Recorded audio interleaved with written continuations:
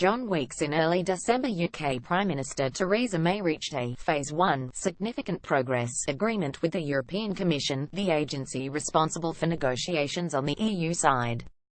Much of the media and most UK politicians, both pro and anti-EU, made much of the ambiguities and lack of clarity over key issues in the agreement. Along with the skepticism go ominous warnings that Phase 2, involving trade negotiations, will prove considerably more difficult. Valid as the skepticism may be, it misses the most important aspects of what I shall call the December agreement. First, all important EU negotiations pass through a stage of ambiguity and lack of clarity prior to reaching definitive agreement. Media commentators frequently refer to this as fudging or kicking the can down the road. That misunderstands the reality of EU agreement making. In practice, the procedural ambiguities are necessary for reaching a consensus among many governments. As should have been expected, the heads of the 27 governments endorsed the sufficient progress decision at the European Council meeting on the 15th of December. By necessity, unanimously, and after providing its endorsement, the gathering gave the Tory Prime Minister a round of applause as well as an apparently sincere compliment from Jean-Claude Juncker, Commission President. He described May as tough, smart, polite and friendly, attributes that come as a surprise to both her political allies and opponents at home. Second, the agreement comes as very bad news to those of us who wish to see this increasingly reactionary Tory regime replaced by a Labour government. Perhaps second only in weight to her struggle in forming a coalition with the far-right Democratic Unionist Party of Northern Ireland, the heavy criticism of May as Brexit negotiator over the last few months played a major part in generating her public image as a bubbling incompetent, basking in the praise of the overwhelmingly centre-right continental politicians. Her EU problems have gone from an apparently fatal weakness to a source of strength. After a long string of opinion polls showing the Labour Party firmly or slightly in the lead, the Conservatives edged ahead in 2 voter surveys taken on the 10th of December. It is possible that attacks from within her own party will still undermine public confidence in the Prime Minister even so.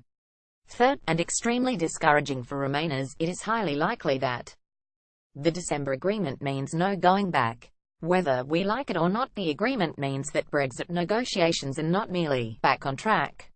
It makes it highly probable that a definitive outcome will be reached, a final agreement.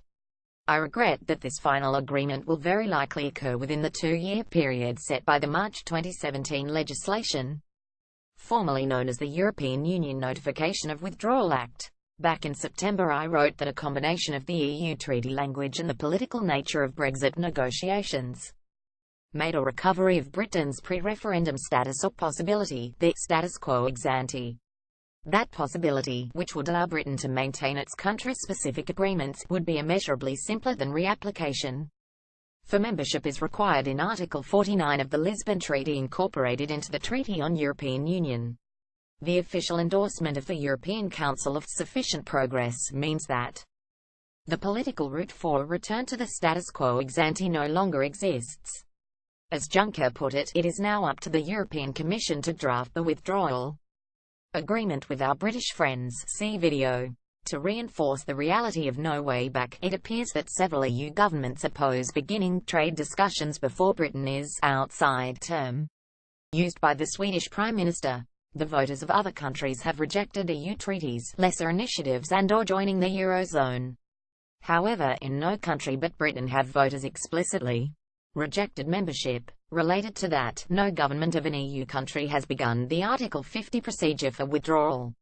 Thus, a Conservative government has taken 3 major and definitive steps towards leaving the Union. 1. Purposefully scheduling a referendum in which voters rejected membership by a narrow margin. 2. Unnecessarily introducing and getting approval for legislation of intent to withdraw under Article 50 terms supported by the Labour Party. And 3. Achieving agreement in the first phase of withdrawal negotiations. In the convoluted and confusing Brexit process, the following seems as close as one can get to hard realities. First, no British government of any party will in the near future act to reverse Brexit. Let us hopefully suppose that, against all probability, a British government does so nevertheless. That takes us to the second hard reality. As a result of the successive unprecedented withdrawal steps, the likelihood that the Remaining 27 EU governments would collectively accept British re-entry as not significantly different from zero.